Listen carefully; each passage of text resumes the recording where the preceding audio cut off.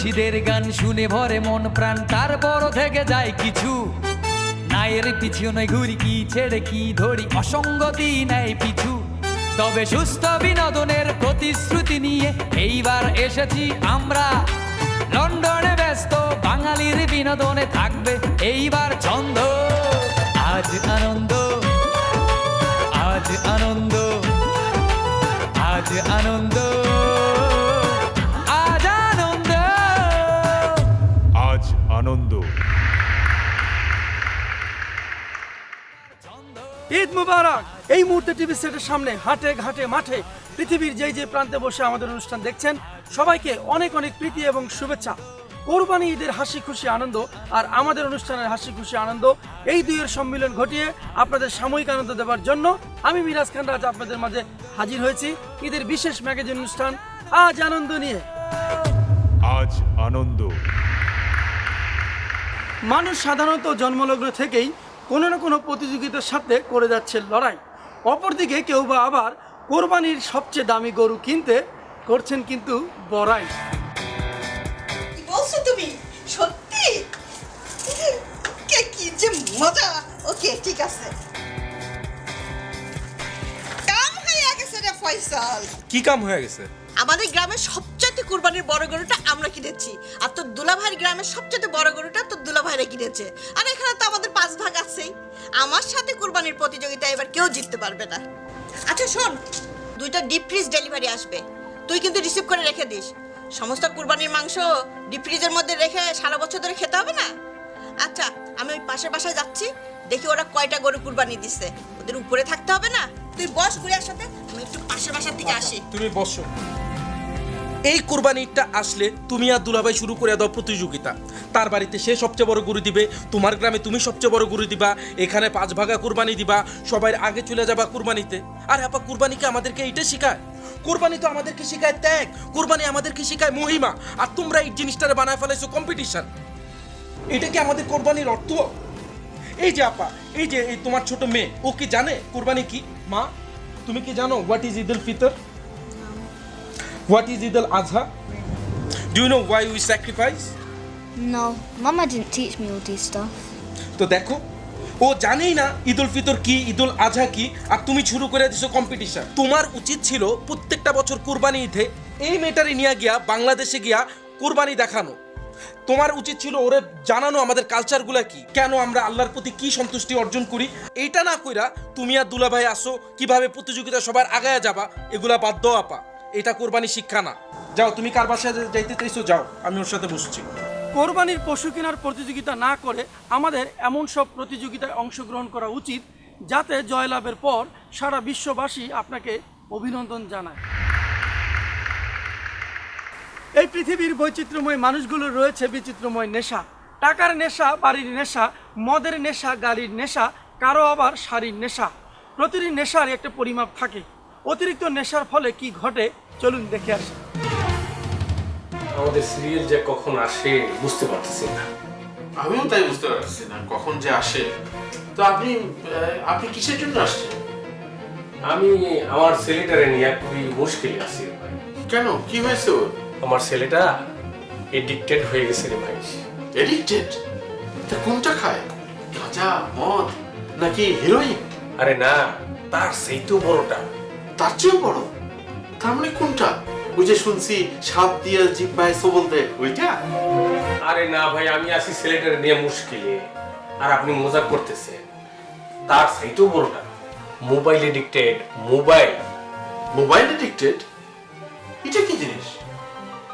ওই যে ছোটবেলা তার মা আর আমি শখ কইরা ওর স্মার্টফোন কিনা দিছিলাম আর ট্যাবলেট কিনা দিছিলাম। এই যে শুরু হইছে, খাইতে, বইতে, শুইতে সব সময় 24টা ঘন্টা এই মোবাইল নিয়েই ব্যস্ত আছে। এই তো সর্বনাশটা করেছে। আরে বাচ্চাদেরকে এই সমস্ত স্মার্টফোন, ট্যাবলেট কিনে দিতে হয় বটে, কিন্তু একটা লিমিটের মধ্যে রাখতে হয়, তা না হলে এই যে এরকম সমস্যা। এমন অভ্যাস হয়ে গেছে যে কারো মুখের দিকে চাইয়াও কথা কয় না। এই যে দেখেন, এই আঙ্কেলকে সালাম দাও। আসসালামু আলাইকুম।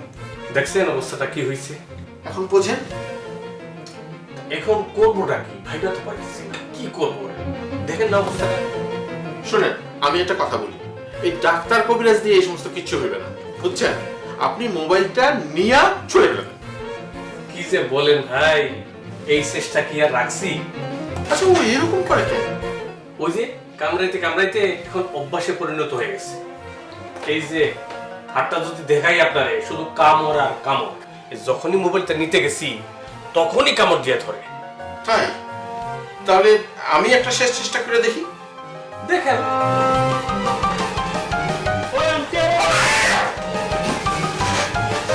বর্তমান সমাজে প্রায় প্রতিটি পরিবারে লক্ষ্য করলে দেখা যায় তারা ছোট ছোট কোমলময় শিশুদের হাতে তুলে দিচ্ছেন স্মার্টফোন, ল্যাপটপ, কম্পিউটার সহ নানা রকম ইলেকট্রনিক্স পণ্য। এতে করে শিশুরা এই সমস্ত ইলেকট্রনিক্স পণ্যের উপর আসক্ত হয়ে নেশায় জড়িয়ে যাচ্ছে। তাই আসুন আমরা আমাদের সন্তানদের হাতে এই সমস্ত ইলেকট্রনিক্স পণ্য তুলে দেওয়ার পূর্বে একটু সতর্ক হই।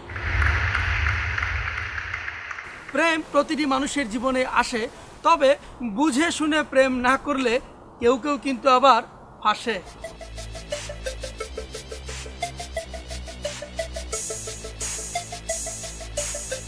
হ্যালো বন্ধু, কি খবর? আহারে বলিস না, ফেসবুকে এক সুন্দরী মেয়ের সাথে আমার প্রেম হয়েছে। তার সাথে আজকে প্রথম ডেট, প্রথম দেখা হবে বন্ধু, পরে কথা হবে। ওকে। আপনি? হ্যাঁ আমি। কেন? ফেসবুকে তো সুন্দর সুন্দর পিকচার দেখতাম প্রতিদিন। সুইট সেলফি আছে ফেসবুকে, চেহারাটা বদলাই যায়। আমি সুন্দর না। কি খুব হচ্ছে না চুটিয়ে প্রেম? উনি কে? ও খাই নাম্বার সামাই। হই যাইতে চান্দু শোনো, ফেসবুকে তোমারে স্বীকার করছি আমরা বহুত কষ্ট করিয়া। তোমার ছবিতে আমরা লাইক দিছি, কমেন্ট দিছি। আমরা কি তা আদিয়া না আদিয়া যাই তাই কিনি? বার করো, বার করো, তোমার মানি ব্যাগ বার করো, কুইক করো। সান্দে আসে না কেন? মানুষের আবার না বুঝে সব কিছু দিয়ে দাও। চশমাটা তো সুন্দর। আমার বউয়েও লাল পিনছে, আমিও লাল পিনলে তো সুন্দর মানাইবো। খোলো, গেঞ্জিটা খোলো।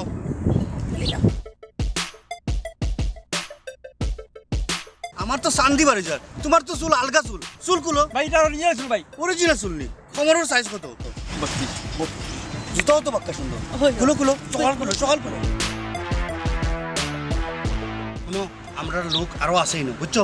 সিল্লা সিল্লি করিও না। আও, চল দিও, চল দিও।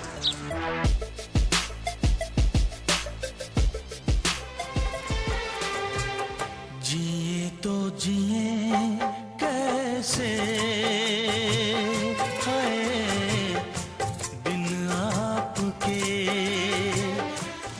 আর প্রেম করতাম না, প্রেমর স্বাদ মিটি গেছে। শুধু প্রেম নয়, ফেসবুকের মাধ্যমে আজকাল কিছু দুষ্ট প্রকৃতির মানুষ সাধারণ মানুষকে ভিন্ন ভিন্ন কৌশলে ঠকিয়ে আসছেন। তাই আসুন এই সমস্ত চক্রের হাত থেকে নিজেকে রক্ষা করি এবং একটু সতর্ক হয়ে ফেসবুক ব্যবহার করি। প্রিয় দর্শক, লন্ডনের অত্যন্ত জনপ্রিয় সঙ্গীত শিল্পী নূরজাহান শিল্পীর দিন এবং রাত কাটছে তার মনের মানুষ ছাড়া। তাই তো তিনি গানে গানে বলেছেন, তুমি হিনা আমার যায় কেটে দিন, তুমি হিনা আমার যায় কেটে রাত। তাহলে চলুন উপভোগ করি তার গানের গাওয়া একটি চমৎকার মিউজিক ভিডিও।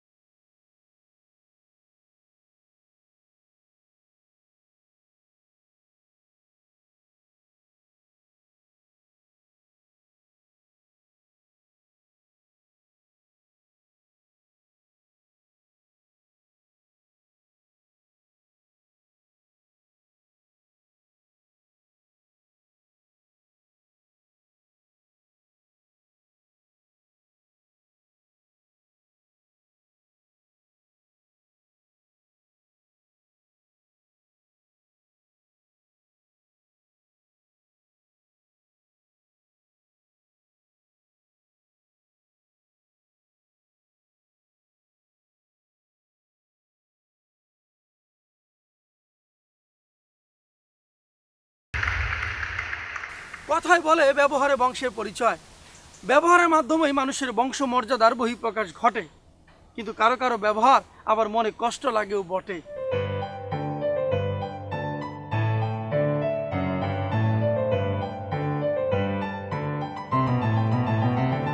ভাই আপনার কাছে এটা কোনো সাইজ আছে? এক্সকিউজ মি ভাই, আপনার কাছে এটা কোনো সাইজ নাই? সাইজ আছে না আছে, সেলফি যেয়ে দেখে।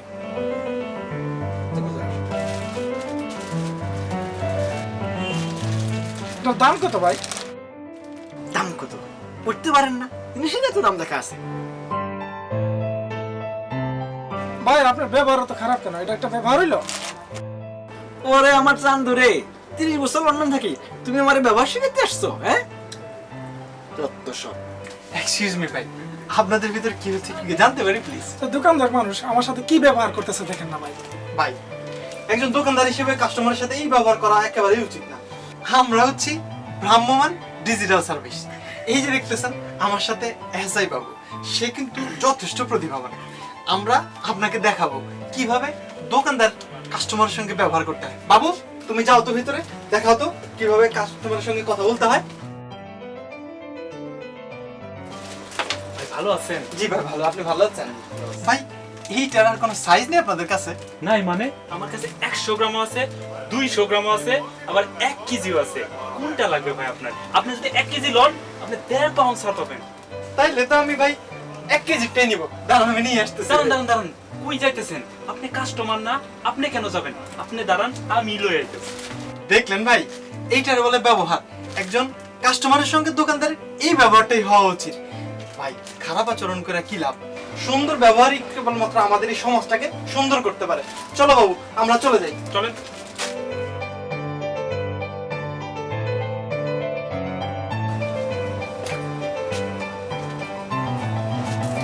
ভাই ছোটটার দাম কত?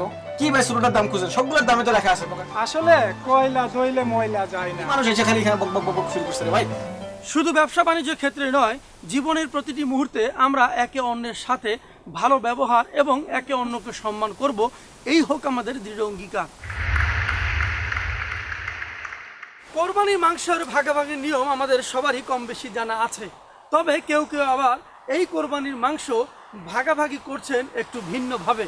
চলুন দেখে আসি কিভাবে। দেখি আমার কুরবানি গোস আমি বাতি করিয়ে দে। এই দেখি মামুন আমার খিতা দিলেইছই। এটা আমার খিতা দিল। আদি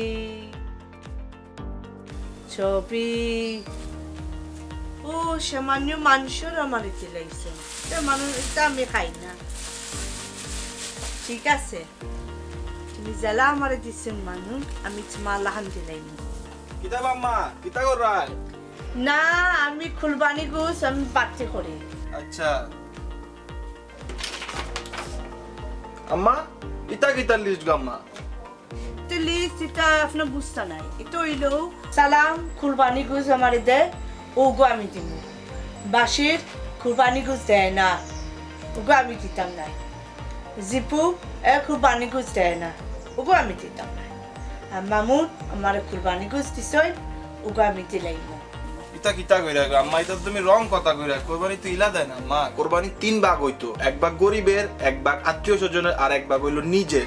আর যারা দেয় নাই তাগর আরো বেশি করে দিতে হয়, বুঝছেন নি আম্মা? তা কিতা কোরবানির ভাগ কইছুন? হয় নাই কা ঠিক করি করুক, আমি আইরাম। তোর ফাতমে এটা বুঝতা নাই, কিতা বুঝ? এটা কুরবানি মাংস আমি ফ্রিজারও রাখমু, সারা বছরও আমি খাইমু।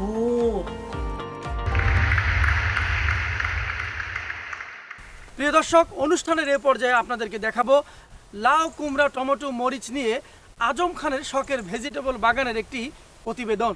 আর এই প্রতিবেদনটি করেছেন আমাদের আজ আনন্দের প্রতিনিধি ইব্রাহিম খলিল। প্রবাস জীবনে অনেকেরই রয়েছে আলাদা আলাদা পেশা, রয়েছে নানামুখী ব্যস্ততা। তার মাঝেও সময় করে নিয়ে মাটির সঙ্গে সময় কাটান শেফ আজম খান। লাউ, কুমড়া, আলু, সিম, টমেটো, ডাঁটাসহ এমন কোনো সবজি নেই তিনি চাষ করেননি। এই সারি সারি লাউ দেখে আপনার হয়তো মনে হতে পারে এটি বাংলাদেশের কোনো সবজি বাগান, কিন্তু লন্ডনের মতো জায়গায় এই অসম্ভবকে সম্ভব করেছেন সেলিব্রিটি শেফ আজম খান। প্রায় 30 ধরনের আমার সবজি আছে এখানে। 6 ধরনের আপনার কদু আছে, লাউ, 6 ধরনের খাসামরিচ আছে, আবার 5-6 ধরনের টমাটো আছে।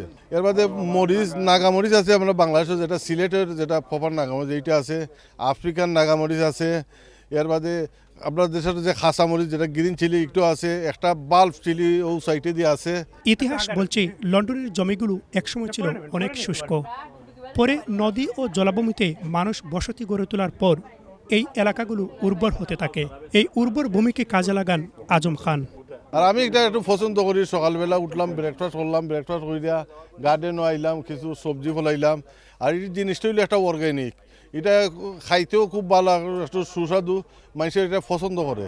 সবুজ সমারোহের এই বাগানটি প্রতিদিন পরিদর্শন করেন আজম খানের আত্মীয় সহ প্রবাসী বাংলাদেশিরা। তার স্ত্রী সুলতানা আক্তার বললেন, এই বাগান তাদের দীর্ঘ পরিশ্রমের ফসল।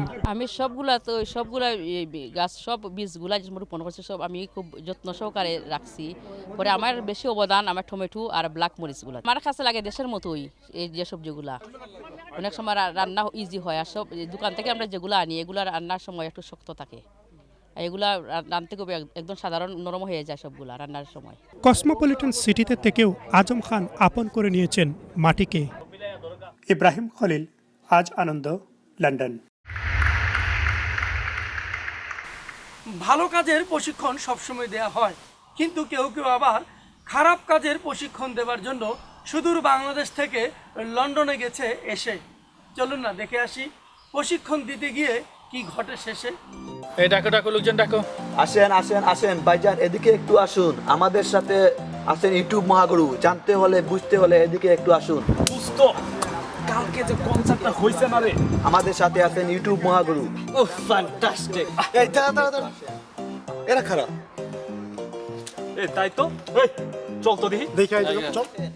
জানতে হলে বুঝতে হলে শিখতে হলে এদিকে একটু আসেন। আসেন ভাইজান আসেন, এদিকে একটু আসেন। জানতে হলে বুঝতে হলে শিখতে হলে এদিকে একটু আসেন। আসেন ভাইজান আসেন। আপনারা কারা? ভাইজান নার্সারিতে শুরু, হাফ প্যান্টে গুরু, ফুল প্যান্টে মহাগুরু।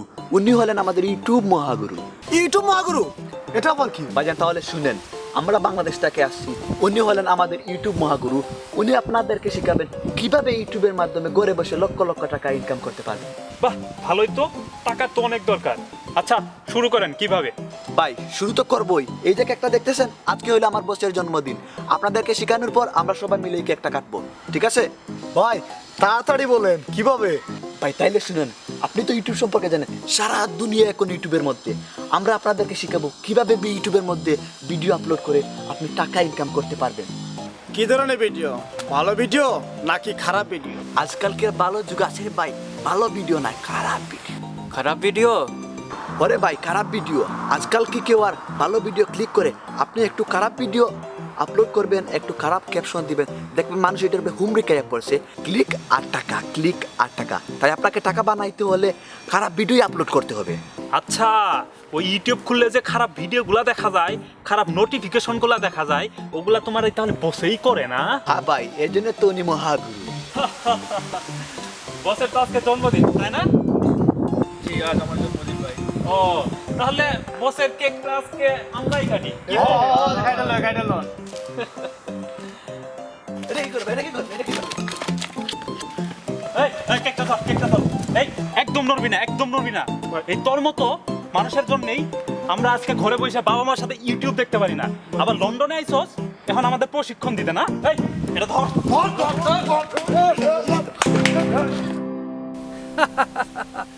বর্তমান সোশ্যাল নেটওয়ার্কের অন্যতম মাধ্যমগুলোর মধ্যে ফেসবুক এবং ইউটিউব হলো অন্যতম। মানুষ এখন ইউটিউবের মধ্যে ঘরে বসে ভিডিও আপলোড করে লক্ষ লক্ষ টাকা ইনকাম করছেন। আর এই সুযোগটিকে কাজে লাগিয়ে বাংলাদেশের একদল দুষ্ট প্রকৃতির মানুষ, অর্থাৎ খারাপ মানুষ, খারাপ ভিডিও, খারাপ ক্যাপশন ইউটিউবের মাধ্যমে আপলোড করে সাধারণ মানুষকে সেই সকল ভিডিওতে ক্লিক করার জন্য উৎসাহিত করছেন। ফলে তারা ইনকাম করছেন লক্ষ লক্ষ টাকা। আর আমাদের বাংলাদেশের ভাষাকে বহির্বিশ্বের মানুষের কাছে করছেন কলঙ্কিত। তাই আসুন এই সমস্ত চক্রের এই খারাপ কর্ম বন্ধ করার জন্য ইউটিউবের খারাপ ভিডিওর সাবস্ক্রাইবের উপরে অ্যাবাউট বাটনে ক্লিক করে ইউটিউবকে নোটিফিকেশন করতে হবে এটা অ্যাডাল্ট ভিডিও। আর এভাবেই ধীরে ধীরে বন্ধ হবে এই সমস্ত ভিডিও আপলোড। তাহলে আমরা একদিন ঘরে বসে সবার সাথে ইউটিউব দেখতে পারবো। প্রিয় দর্শক, অনুষ্ঠানের এ পর্যায়ে নিচ্ছি ছোট্ট একটি বিজ্ঞাপন বিরতি। বিরতির পর আবারও ফিরে আসবো আজ আনন্দের মজার মজার সব আইটেম নিয়ে। ততক্ষণ আমাদের সঙ্গে থাকুন। আজ আনন্দ।